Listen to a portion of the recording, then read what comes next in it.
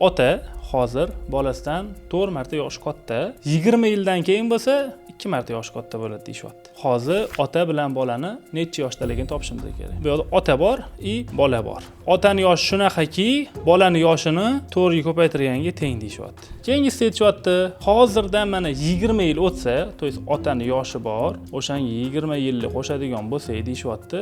Bolani yoshiga ham 20 yil qo'shiladi. O'shandan 2 barobar katta bo'ladi deyapti. Otani yoshi ota plus 20 teng bo'ladi 2 bola plus 40 ga. Mana bu otani yoshiga 4 ta bolani yoshini qo'yib yuboradigan bo'lsak, 4b plus 20 teng 2b plus 40 bo'ldi. Bu yerdan bu yoqqa o'tkazib topib oladigan bo'lsanglar, o'shuni bildinglar, b teng 10 chiqadi. Buni o'rniga 10 ni qo'yadigan bo'lsak, o teng 40 yosh. 20 yildan keyin bola 30 yosh bo'ladi, ota 60 yosh bo'ladi. 20 yildan keyin ota bolasidan 2 barobar qari bo'lar ekan. Mana shunaqa qilib tenglamani bilan ishlatib tashlasanglar bo'ladi.